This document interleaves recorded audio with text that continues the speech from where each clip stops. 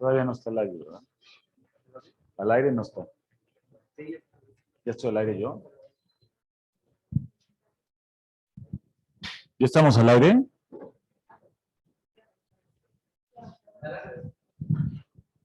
Hola, buenos días. Bueno, pues mi nombre es Martín Layú, soy investigador del Instituto Nacional de Salud Pública, soy el investigador responsable del estudio de salud de las maestras. Bueno, pues quiero darles una bienvenida a todo el mundo. Es un placer tener aquí a todos ustedes. Quiero agradecerle a Aarón por organizar este seminario. Este seminario parte de la iniciativa de iniciar investigación en envejecimiento en el estudio de salud de las maestras.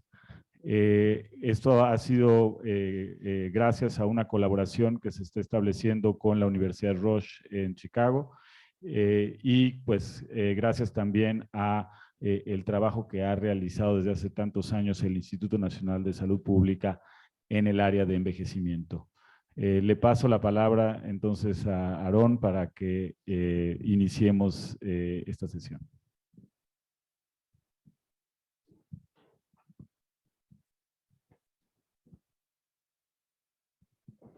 Gracias, Martín. Muy buenos días a todos los que nos estén oyendo en vía remota y a los pocos que estamos aquí presentes.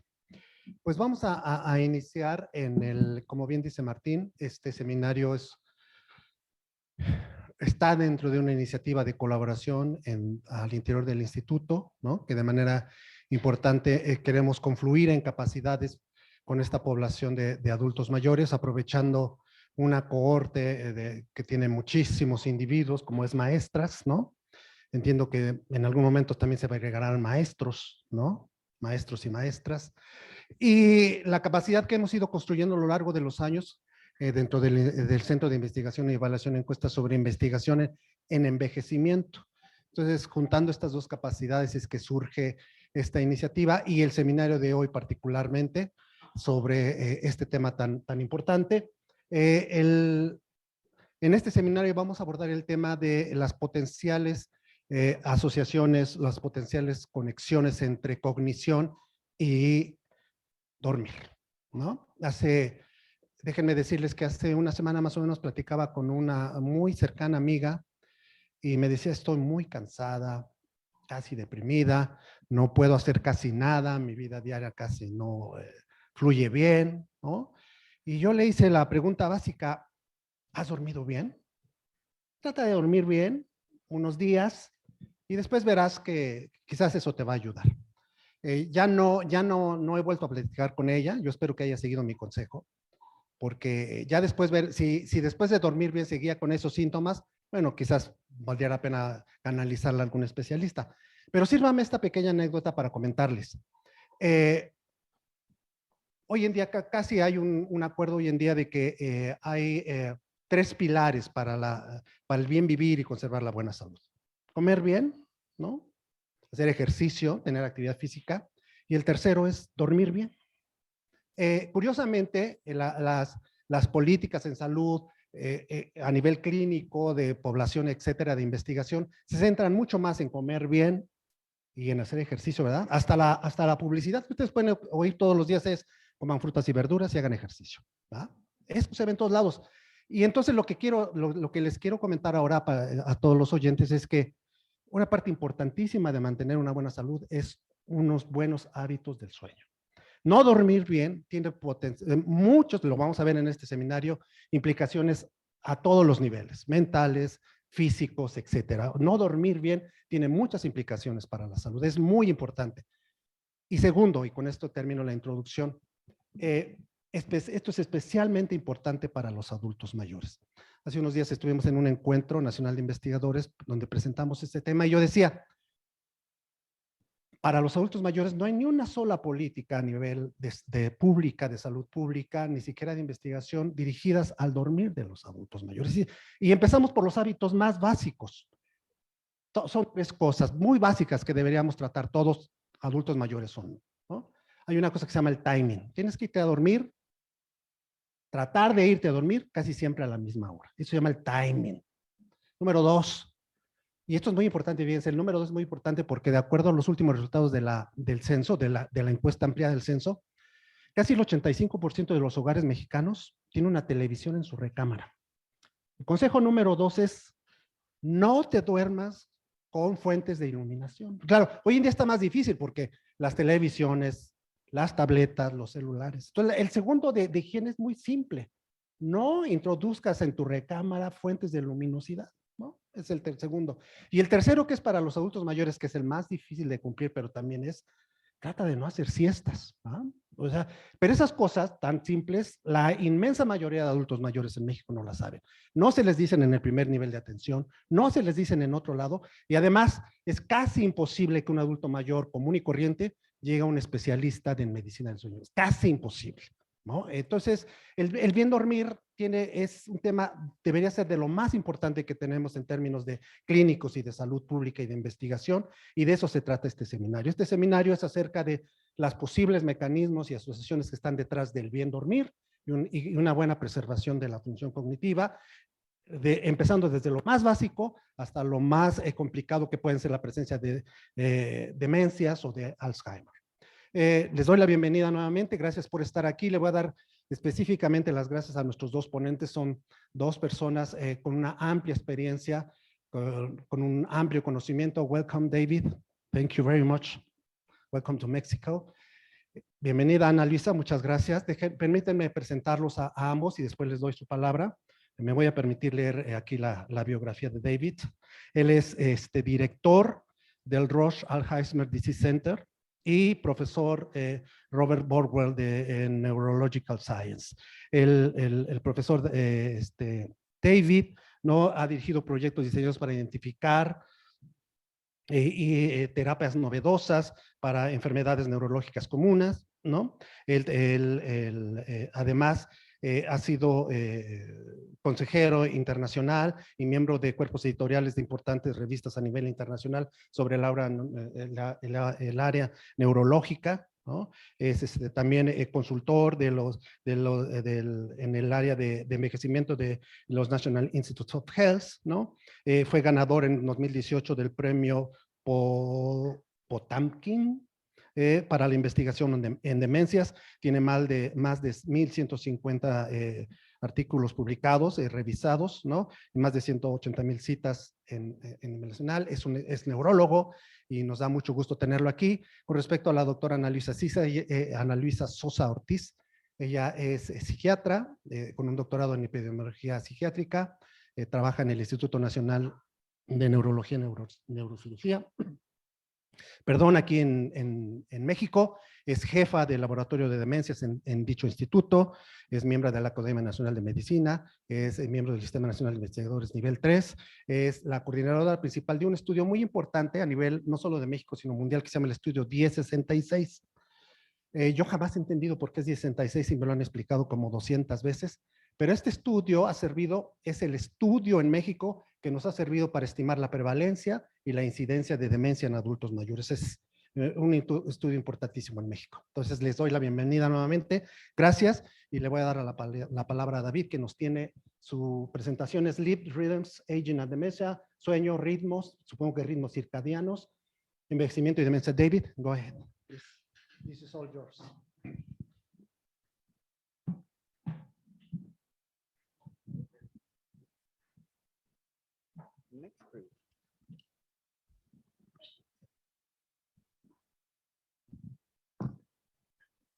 Well, thank you. It's a pleasure to be here. Thanks for the invitation, and I'm looking forward to working with many of you on this exciting project. But I'm going to talk about sleep, rhythms, aging, and dementia. And I have too many slides, so I'm going to skip some. But I want to acknowledge our funders. I want to acknowledge our really remarkable study participants, the faculty and staff of the Alzheimer's Center, and colleagues on this work, in particular at Columbia, Harvard, and the University of Toronto. And I have no relevant disclosures. So the The data come from two studies. One is called the Religious Order Study. It started in 1993. We've enrolled more than 1,500 older nuns, priests, and brothers from across the United States. Everyone agrees to annual evaluation, and everyone agrees to brain donation. And many have developed incident dementia, many developed incident mild cognitive impairment, and we've done more than 850 brain autopsies. So here's Chicago, and these are the various groups we recruit from California to New York, from central Minnesota to San Antonio and New Orleans. We spread out mostly for men initially and now for women. And then we have 3 African-American Catholic religious groups, and then a number of Latina sisters in San Antonio, and some Latina sisters in New Orleans as well. We have another study called the Rush Memory and Aging Project. This started a few years later. We have more than 2,300 older residents from across the greater Chicago area. They agree to annual clinical evaluation. Everyone agrees to donate brain, spinal cord, muscle, nerve, and more recently, fat and bone. More than 400 have developed incident dementia, large number developed incident mild cognitive impairment. We've done more than 1,000 autopsies. And we work primarily with what are called continuous care retirement centers, which dot the Chicago landscape. So here's Rush over here. This is Wisconsin. This is Indiana. This is the Midwest. And so this is mostly middle class and upper middle class whites in these facilities. And so we also do a lot of home visits for lower socioeconomic status and for Latinos and Blacks. So here's the study design. We enroll people without dementia. We document risk factors at baseline. They get tested every year. I'm going to focus on dementia and cognition, and then everyone is an organ donor. And so we can look at risk factors for disease, risk factors for change in function. We can look at risk factors in relation to pathology and other things that we can measure in the brain. And I'm not going to talk about it today, but even though you get the brain at the end of the study, loss of cognition is the output of the brain. And so you can actually model how a risk factor works through things you measure in the brain to lead to loss of cognition and dementia. So first, I want to just touch a little bit on the neurobiology of sleep fragmentation and circadian rhythms. So in 2006, we started applying a device called Actical. This is now changed over the years, but they're all omnidirectional accelerometers. It's smaller than my wristwatch, and it captures movement in any direction. And we apply it for about 10 days. Whoops. And this is what the record looks like. And when I first saw this, it became very obvious to me that here from midnight to 6 a.m. and a little bit from 10 or 11 to midnight also, that there's a lot less activity, and that if we had somebody really clever, they could pull a metric of sleep out of this. And so that clever person turned out to be Andrew Lim, who was working in the laboratory at the time of Cliff Saper at at Beth Israel, one of the Harvard schools.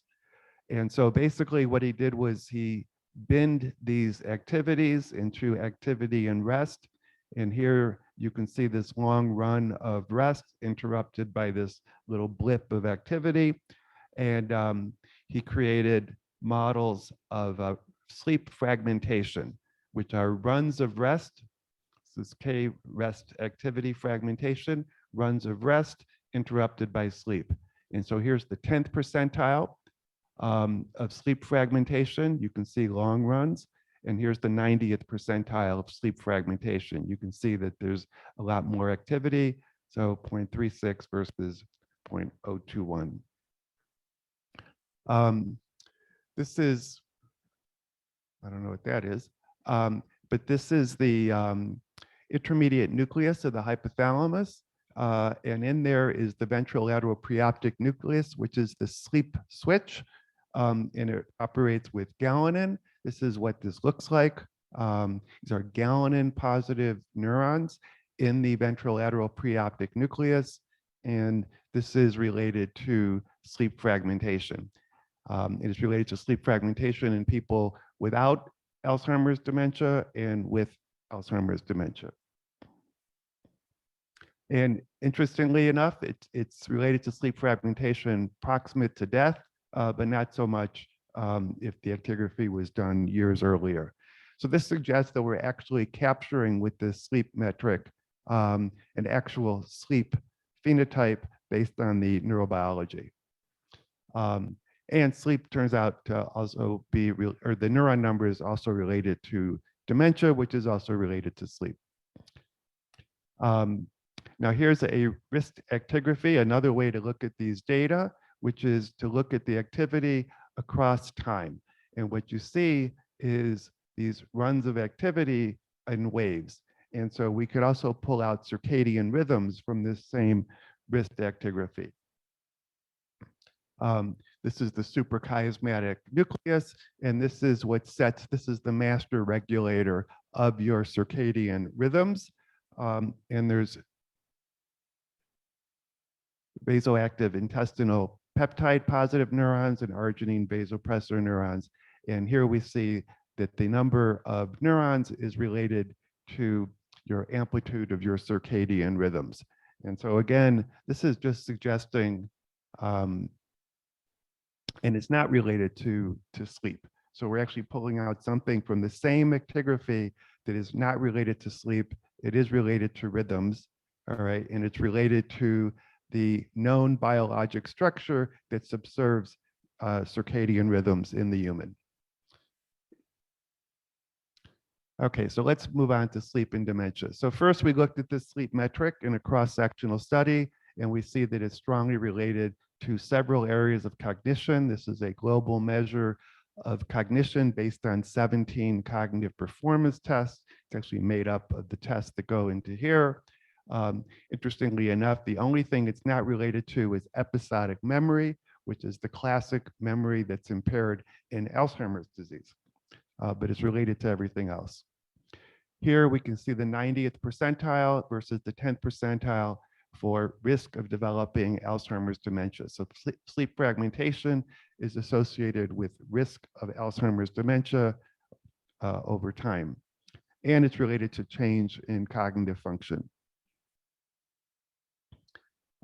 Sleep fragmentation is also related to incident heart failure.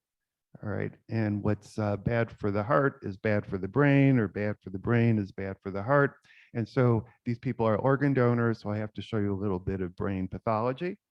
And so sleep fragmentation is associated with more severe arteriolar sclerosis.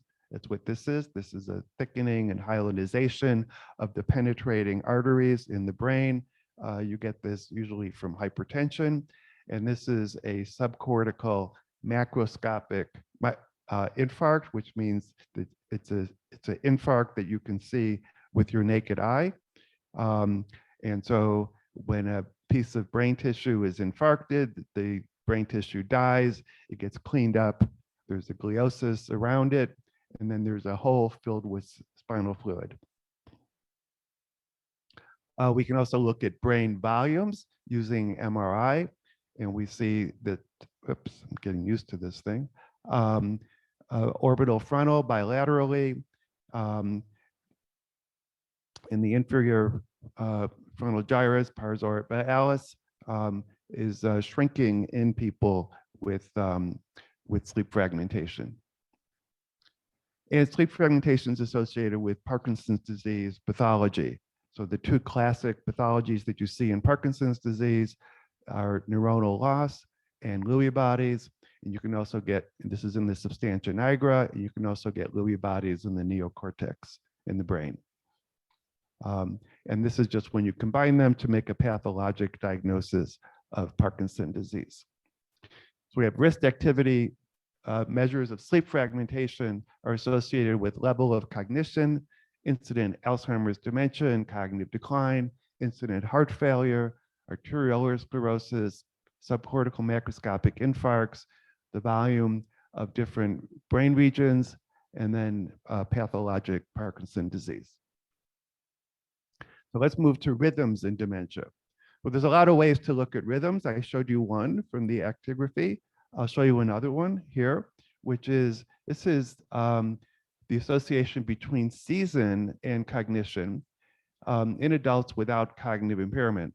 And so these are different people that are tested across the year, and we use the date of the cognitive assessment, and then we fit this cosine curve over the date. And you can see that there's really wide fluctuations in cognition over the seasons, with the summer seasons being much better cognition than the winter seasons. And we see similar curves for both people with Alzheimer's dementia and without Alzheimer's dementia. The curves are shifted, obviously, with the dementia, people with dementia being much lower, but you can see the curves are parallel. Another way to look at the rhythms is not to look at the circadian rhythms, or to look at the circadian rhythms, but to look for dysrhythmias of the rhythms. And so we can look at interdaily stability. You can also look at intradaily stability, but here's interdaily stability. So here's a very stable set of rhythms. And then you can see here, there's a very unstable set of rhythms. So this did it. And you can also look at the amplitude of your rhythm. So this amplitude is down compared to this. And so you can get also variability there. And so we have high interdaily stabilities associated with less obesity, hypertension, diabetes, and dyslipidemia. Or another way of saying it is disrupted rhythms are associated with the metabolic syndrome. And here we have circadian disturbances are associated with the risk of developing Alzheimer's dementia. This is the 24-hour amplitude, and this is the intradaily variability. And then we have lower interdaily stabilities associated with more arterial sclerosis. I showed you this before. High intradaily is associated with more atherosclerosis and subcortical infarcts. I showed you this before. This is atherosclerosis. This is the basilar artery. This is the vertebral artery. The middle cerebral artery is in the base of the brain. And then a lower amplitude is associated with more arterial sclerosis, atherosclerosis, and subcortical infarcts. So this disrupted activity is actually quite bad for you.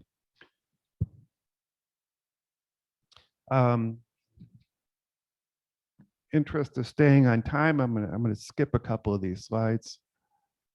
These are clock genes. Okay, if we go back to our wrist actigraphy, what these bars are is acrophase. This is the timing of acrophase. So this is your peak activity during the day.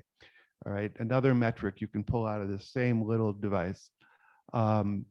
And I should mention, we put these devices on, and then we have to send somebody back to the home 10 days later to take them off. And then we have to put them on a device that uploads them to our website to check to make sure the data are good quality. Because if they're not, we have to apply another one. And you can wear these things 24/7. They can shower with them. They can do anything with them. Because we don't want them taking it off. They're old people. They'll forget to put them back on. So we have the timing of acrophase. Here we're looking at the time of acrophase by one of the clock gene SNPs. So I mentioned this suprachiasmatic nucleus is a clock regulator, but you also have a set of clock genes in all of your cells. all right, that manage your rhythms. And so here we're looking at one of the clock genes. This is a SNP in this area here of, I think it's PER1 is one of the clock genes. And that SNP is associated with the time of acrophase. So if you're AA, your acrophase is on average 1240. Well, not yours, but theirs. It's a little bit later if it's AG, and then a little bit later still if it's GG. Okay, and it turns out that this PER1 SNP is also associated with your time of death. So I can tell you from your SNP whether you're going to die in the morning and you need to get your affairs in order the night before, or whether you're going to die in the evening, in which case you've got all day to take care of your business. And I was just here last month. All right, you got the Day of the Dead. I've got the Hour of the Dead. All right, so cognition based on day of cognitive assessment varies by season. Best performance in the summer compared to the winter. With actigraphy, derived measures of intra and intra-daily stability and amplitude of circadian rhythms are associated with incident Alzheimer's disease and variety of vascular changes in the brain. I didn't show you the sex differences. And so clock genes are related to acrophase and clock time of death. And we have a lot of data. A lot of it's very similar to what's being collected here. I talked about sleep, but we have nutrition. We have a lot of stuff on frailty. I mean, old Mexicans look like old Americans, except most of us speak English. Although I came in through passport control yesterday, and almost everyone that was in my line, all right, was Mexican, all right, with American passports, and then a number of Americans with American passports who live in Mexico. So we're sending people both ways. All right, so it's wonderful to be here, and thank you very much. And I don't know if you want questions or you want to. Thank you very much, David. If you like the comments and questions at the end, because, okay, thank you very much. Gracias, David. Muchas gracias, David. Vamos a dar ahora la palabra a la doctora Ana Luisa Sosa. Ella nos va a hablar sobre también cuestiones de sueño en adultos mayores y su asociación con ciertos indicadores en salud, en mental y física. Al revés. Alumbrar. Adelante atrás. Alumbrar.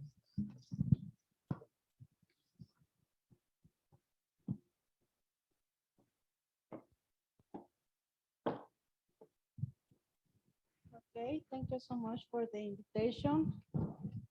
I'm very happy to share the talk with David Bennett.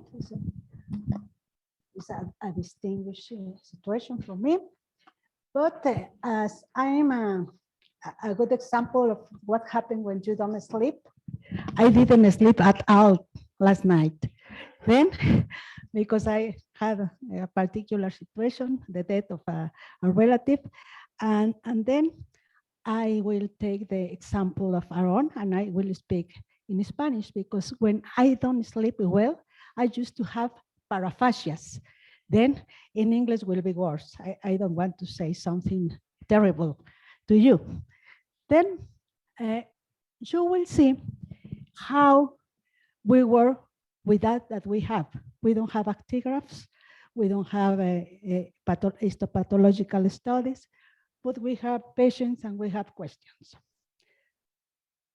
Then I will talk about sleep complaints in Mexican older adults, association with neuropsychiatric symptoms and dementia incidents. ¿Ven? Iba a hablar en español. Bueno, este es un análisis del estudio 1066. El grupo de demencia 1066 se llama 1066 porque hace 20 años que se formó el grupo. The 10% of the publications around dementia were in low and middle income countries. And the 66% of the patients with dementia were living in these countries. That's why the name.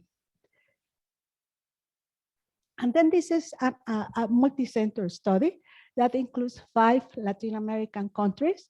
And at the beginning was India and China, but India did only the basal phase. And China has been with us in the 2 follow-ups after the basal evaluation. Entonces tenemos de los países de Latinoamérica, están 3 países del Caribe, que son Puerto Rico, República Dominicana y Cuba. Y está también Perú, México, y estaba Venezuela, que ya no pudo hacer más que la primera fase de seguimiento, pues por la situación política que ellos tienen. Entonces tenemos una muestra total aproximada de 17,000 sujetos que hemos venido siguiendo ya en la segunda fase, que son a los 10 años. Bueno, entonces pues sabemos que los trastornos del sueño son comunes en los pacientes con demencia, entre el 25 y el 80% dependiendo del subtipo de demencia.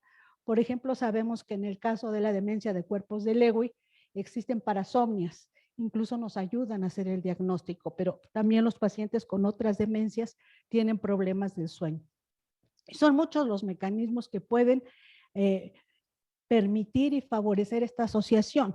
Sabemos que hay fenómenos inflamatorios que acompañan a las personas que no duermen bien. Esto favorece la obesidad, ¿verdad? Decían el síndrome metabólico. Y durante la noche, además de fijar la memoria, es la limpieza del cerebro. Entonces dice que en la noche se limpia el depósito de beta amiloide del cerebro antes de que éste se haga insoluble. Entonces son varios los mecanismos por los cuales puede estar actuando esta asociación, ¿sí? Y entonces, pues decíamos aquí que el sueño es necesario, ¿verdad? Sobre todo para la consolidación. Y pues hay también estos aspectos neurales que ya nos señaló David, que están relacionadas en la patofisiología de la demencia. Bueno, también sabemos que hay un conocido asociación del rol de los síntomas neuropsiquiátricos. Incluso existe un trastorno que se llama deterioro conductual leve, donde la presencia de alteraciones conductuales puede ser predictora de la aparición de problemas cognitivos, de deterioro cognitivo. Y vemos que algunos estudios pues han considerado estas manifestaciones como marcadores tempranos para personas que pudieran estar en riesgo, ya sea que presenten o no al momento de los síntomas neuropsiquiátricos alteraciones cognitivas. Bueno, en esta ocasión vamos a revisar un análisis de las quejas, ¿verdad? Que ya dijimos, con síntomas neuropsiquiátricos y demencia incidente. Entonces, primero les voy a describir muy brevemente las características de nuestra población. Vamos a ver también la distribución de las quejas de sueño por variables sociodemográficas y su asociación con síntomas neuropsiquiátricos y por último la asociación entre las quejas y la demencia incidente. Bueno, entonces, como les decía, los estudios del grupo 1066 son de países de bajo y mediano ingreso y se procuró que la muestra con la que trabajamos fuera de población de bajos recursos y de baja escolaridad, que fuera representativa de la mayor parte de nuestra población. Entonces, en este caso, nosotros tuvimos población urbana y rural, aproximadamente 1,000 de cada área, 1,000 urbanos y 1,000 rurales, y escogimos áreas geográficas estadísticamente determinadas y hicimos un censo de puerta en puerta. Tocamos más de 5,000 puertas para identificar 1,000 personas en cada una de estas sedes, para que pues no fuera tan sesgado la selección. Entonces, después de esto, pues hicimos una serie de evaluaciones. Tenemos un cuestionario del hogar, una evaluación cognitiva que es bastante amplia. Aplicamos el cuestionario del examen mental, hicimos una evaluación neurológica y básica y médica, una entrevista del informante y tenemos 1,200 variables por sujeto, todas ellas relacionadas con deterioro cognitivo y factores de riesgo. Entonces, aquí, por ejemplo, hay algunas de las preguntas que vienen en los diferentes cuestionarios. Entonces aquí es una, ha tenido problemas para dormir recientemente, tiene insomnio o hipersomnio en las últimas 2 semanas, inicio del insomnio, mantenimiento del insomnio y asociado con causas médicas o enfermedades crónicas. Y los síntomas neuropsiquiátricos, pues que ya conocen ustedes, que son 12 síntomas. Uno de ellos también está relacionado con trastornos del sueño. Entonces aquí tenemos nuestra población, ¿verdad? Para que veamos cuál es su característica. La rural y la urbana, pues que sí tienen diferencias, a excepción, significativas a excepción del reporte de salud. Entonces, pues aquí podemos ver la distribución de nuestra población. La mayoría están entre los 70 y los 74 años. Predominan, pues como siempre, las mujeres. La escolaridad, pues más frecuente está hasta antes de la secundaria. Y tenemos que la mayoría de los participantes se dedicaban al hogar. Y la salud estaba reportada entre regular, mala y muy mala, sobre todo aquí mala y muy mala, lo cual pues no es nada alentador. Y también teníamos, en cuanto a la actividad física, pues que la mayoría no realizan nada de actividad física, poco, y los que son muy activos son los menos, no están siguiendo la recomendación de Aarón. Y las comorbilidades, que también la mayoría presentan, afortunadamente 3 o más, no es la mayoría, sino están entre ninguno o 1 o 2. También vemos que la prevalencia de depresión, ¿verdad? Pues es mayor en el área urbana que la rural. Y aquí vemos la prevalencia de deterioro cognitivo leve y de demencia, que es alrededor del 9% y de 3 para deterioro cognitivo leve. Aquí estas son las preguntas, cómo las contestaron, ¿verdad? El 30% sí tenían problemas para dormir recientemente en el área urbana, menos en la rural. Insomnio e hipersomnia también, pero mucho menos. Y aquí vamos a ver ahorita la pregunta del inventario neuropsiquiátrico, que es la que califica más alto junto con esta pregunta, pero esta pregunta es demasiado amplia, ¿sí? Y el inicio del insomnio, el mantener el sueño y insomnio asociado a causas físicas, ¿no? Entonces ahí estamos viendo las prevalencias por área de estudio. Bueno, ahora acá vamos a ver la prevalencia de estos mismos desórdenes, ¿sí? Y vamos a ver aquí, de acuerdo a las preguntas que tomamos, ¿sí? ¿Ha tenido problemas en dormir recientemente? ¿Sí? Son preguntas que algunas son las preguntas iniciales del ICD-10 o del DSM-4. Aquí ha tenido insomnio e hipersomnia. Esto incluye a 2 grupos, entonces, dos tipos de síntomas. El paciente debe reportar insomnio e hipersomnia, ¿sí? Entonces, si ustedes ven esta pregunta que es muy general, y la que vamos a ver también aquí del inventario neuropsiquiátrico, pues nos reportan prevalencias más altas, a diferencia de esta que es más específica y que exige la presencia de 2 síntomas, hipersomnia y problemas de insomnio, ¿sí? Entonces vemos aquí su asociación con las variables sociodemográficas. La única que no es significativa es la edad, y aquí vemos el deterioro cognitivo, ¿sí? Que no presentó una diferencia estadísticamente significativa, pero en el caso de la pregunta del síndrome del inventario neuropsiquiátrico, sí presentó una diferencia significativa. También con esto ilustramos que las prevalencias y los diagnósticos dependen mucho de la definición del problema, ¿sí? Estas son todas preguntas, pues, de tamizaje. Aquí vemos la prevalencia de los trastornos del sueño, de acuerdo a cómo los definimos, y su con los síntomas neuropsiquiátricos, ¿sí?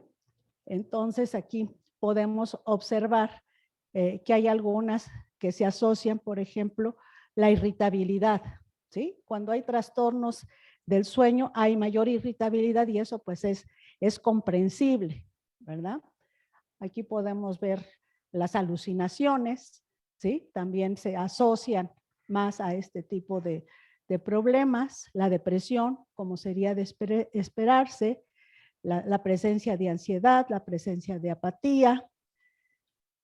Y bueno, todos los síntomas neuropsiquiátricos están más presentes cuando hay problemas pues para dormir. Entonces aquí vemos la presencia de manera dicotómica del síntoma y su asociación con esta pregunta. Y aquí vemos el insomnio o hipersomnia. Decíamos que aquí tenemos frecuencias más bajas, pues porque es una pregunta que limita más a los sujetos que las responden de manera positiva. Y aquí nuevamente vemos cómo aquellos que sí tienen los síntomas neuropsiquiátricos, pues son más frecuentes, ¿sí?, que aquellos que no los tienen. Aquí tenemos la pregunta del inventario neuropsiquiátrico y vemos también, bueno, pues las diferencias significativas varían para cada uno de los grupos. Vemos que la irritabilidad sale estadísticamente significativo para las 3 preguntas, ¿sí? Y también lo vemos en el caso de los trastornos de la alimentación. Entonces, esta es la asociación.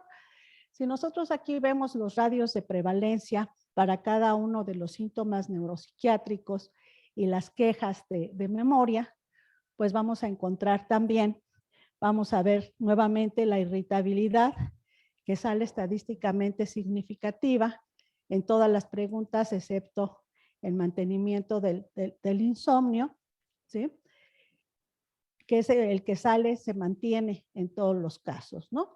Ahora, si vemos esta pregunta que decimos que es más precisa, ¿verdad? Vemos que una asociación es prácticamente con las alucinaciones, la irritabilidad, y bueno, esto es, que es la pregunta de desórdenes del sueño, los trastornos de la alimentación, ¿sí? Entonces, pareciera que las alucinaciones, irritabilidad y trastornos de la alimentación se presentan asociados. Ahora podemos ver cómo cuando se trata de la pregunta que viene en el inventario neuropsiquiátrico, que ya la señalamos, aquí vemos que estas asociaciones son pues prácticamente todas estadísticamente significativas, a excepción de la euforia. Bueno, y entonces aquí también vemos las variables sociodemográficas en el deterioro cognitivo leve para el seguimiento que tenemos de toda esta población, ¿verdad? En su estatus del seguimiento y las pérdidas, ¿sí? Donde básicamente, pues a partir del nivel de educación, las áreas, el deterioro cognitivo leve, los problemas de sueño, esta población no es diferente la que se pudo seguir que la que se perdió. Entonces, bueno, pues esto nos deja un poco tranquilos. Lo que sí, pues tiene que ver desde luego es la edad. Una de las razones de pérdida de los estudios de envejecimiento, pues es que se nos mueren los pacientes, ¿no? Entonces está relacionado con la edad. Bueno, entonces aquí vemos nuevamente las variables sociodemográficas, el estatus clínico de los pacientes en cuanto al problema de sueño, ¿sí?, y su distribución en relación a demencia incidente y no incidente, ¿sí? Entonces, pues aquí podemos nosotros observar, ¿verdad?, que obviamente las personas que tienen mayor incidencia de demencia, pues son aquellos que tienen una mayor edad, ¿sí?, más las mujeres que los hombres. Aquí lo vemos. Y también los que tienen menor educación. Y en cuanto al área de estudio, pues también vemos que en el caso de la presencia de demencia fue más frecuente en el área rural. Y aquí tenemos la prevalencia de estas quejas que mencionábamos en relación a la demencia no incidente o incidente. Entonces vemos que más adelante vamos a ver las asociaciones, pero aquí vemos que aquellos que tenían problemas en dormir recientemente, pues tenían es un porcentaje mayor los que tenían demencia incidente, Y también aquellos que ya habíamos mencionado que tienen insomnio o hipersomnio las últimas 2 semanas, aunque esta frecuencia es menor, ¿sí?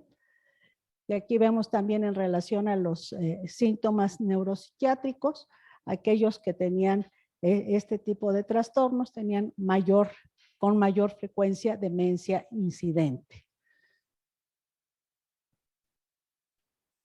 Bueno.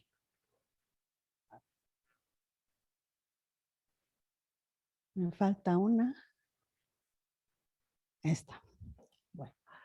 Entonces aquí vemos pues algo que es lo que nos llamó la atención de este análisis preliminar que hicimos con este estudio en las preguntas que teníamos. Y entonces observamos cómo la presencia de insomnio e hipersomnia en las últimas 2 semanas puede predecir la presencia de demencia incidente casi en el 70%. Entonces pareciera que otro tipo de preguntas más generales, ¿verdad? No son tan útiles como esta pregunta, ¿no? Donde cuestionamos si hay insomnio e hipersomnia diurna. Entonces, bueno, pues vemos que este es un estudio de base poblacional que puede ser, pues, una de sus cualidades, ¿no? Que proviene de un estudio multicéntrico donde podemos comparar diferentes poblaciones, ¿sí? Que este estudio es fundamentalmente con el tema de la demencia y todas las preguntas van orientadas a ella, que tenemos un buen número de variables para analizar. Hemos hecho ya 3 evaluaciones. ¿Y cuáles son las limitaciones? Pues como ven, no contamos con ninguna medida técnica, ¿verdad? Ni el actígrafo que sale mucho más barato que un estudio polisomnográfico, pero también tiene un costo, ¿no? Y aquí que las cuestiones acerca de los problemas de sueño son de screening. Existen cuestionarios amplios, detallados para caracterizar los trastornos del sueño. Pero como ese no es el objetivo de la encuesta, pues tenemos que quedarnos en muchos niveles a nivel de tamizaje. Y aquí, bueno, solo analizamos la etapa basal y el primer seguimiento. Ya hicimos el seguimiento a 10 años, pero todavía no hemos hecho el análisis. Y bueno, una conclusión, aquí sería esto que yo les mencionaba, que este análisis preliminar nos muestra que para estudios epidemiológicos, preguntar si el paciente ha tenido insomnia e hipersomnia, como es el caso de la pregunta que encontramos que tenía más sensibilidad, puede ser una pregunta más útil para identificar sujetos en riesgo de desarrollar demencia y que este conocimiento puede ser útil para implementar medidas preventivas y retrasar la instalación de deterioro cognitivo. ¿Cómo? Pues modificando todos los factores de riesgo modificables que ya conocemos. Muchas gracias por su atención. Gracias, Ana Luisa. Muchas gracias. Pues entonces nos quedan unos minutos, 10 minutitos para tener preguntas o comentarios. Pueden hacerlos también en español. Aquí Martín nos ayudará con la traducción para David, con las preguntas, ¿no? ¿Tú tienes una pregunta, Martín?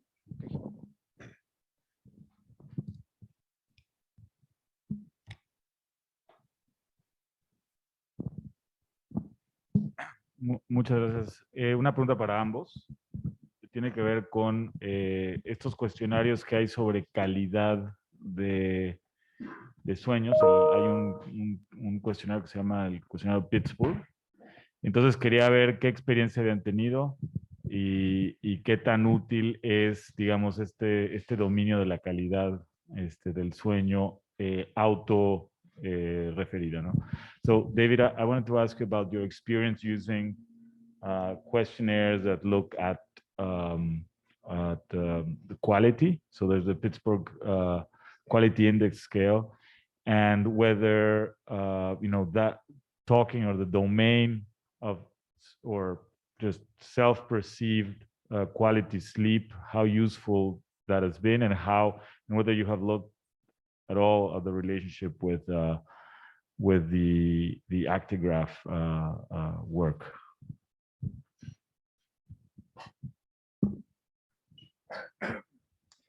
So we do have a assessment of self-report sleep, and we have published it. And I just looked at it yesterday on the plane. but I don't recall looking, I mean, it's, when they self-report, I mean, they're probably not sleeping well. I didn't sleep well last night, okay? I don't sleep well in hotels. Excuse me. We've not looked at it in relation to the actograph. So I don't know what that looks like. We probably should do that. But, you know, there's a lot of things that we do where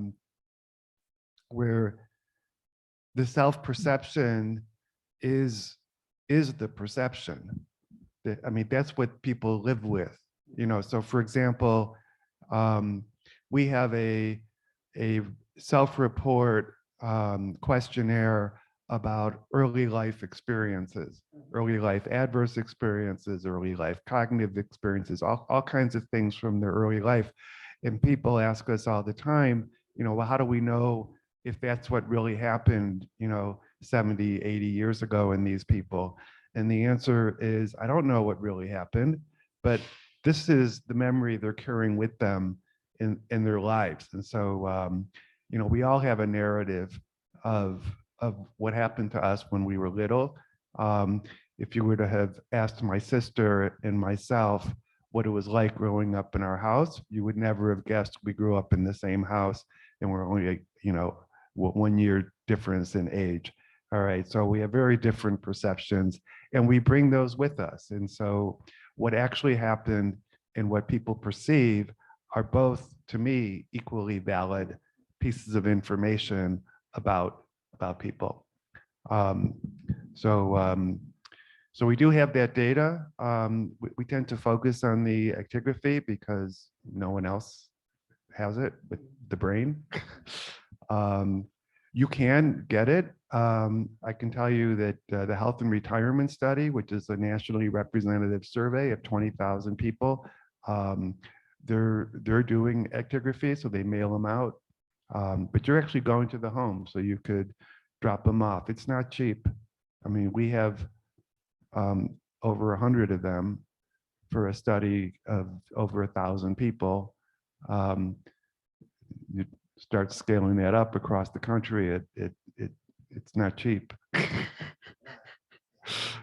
But it's interesting, or you could do a subsample. Thank you, Dave. Sí, nosotros sí usamos el cuestionario en la población clínica que vemos en el instituto, y sí tenemos algún reporte de acuerdo al subtipo de demencias, el tipo de alteración del sueño que puede tener, ¿no? Si es disomnias, parasomnias o otro tipo de trastornos del sueño, se pueden caracterizar con más detalle. Que hay algunos cuestionarios del sueño que tienen un apartado también para el informante, ¿no? Entonces dice, si tiene compañero en la cama, y entonces ya se le hacen una serie de preguntas, ¿no? Sí. Pero sí pueden ser útiles, nada más que son, pues, diría yo, con fines ya clínicos. Claro. Y además, yo quisiera agregar, Martín, que fíjate que nos hemos acercado a especialistas en el Instituto Nacional de Enfermedades Respiratorias, particularmente con la unidad de medicina del sueño. Tenemos una colega que se llama CLN, con quien estamos trabajando muy de cerca. Ellos ya tienen algunos datos y estamos planeando con ellos hacer un estudio justo para hacer estas como validaciones, porque sí hemos encontrado un par de artículos que han reportado una alta coincidencia entre el autorreporte de duración y calidad del sueño con mediciones de polinsomnografía, ni siquiera de actigrafía, sino de porque ellos hacen polinsomnografías pues todo el tiempo, ¿no? Entonces, estamos interesados en ver cómo se comporta esto aquí en México para ver esta coincidencia entre el autorreporte y la medición dura de la polinsomnografía. Por lo menos tenemos 2 datos de otros estudios en otros países que sí han encontrado una alta coincidencia, particularmente en la población de adultos mayores. Es decir, como que fíjate, y esto no es raro, voy a poner un ejemplo simplemente saliendo del tema.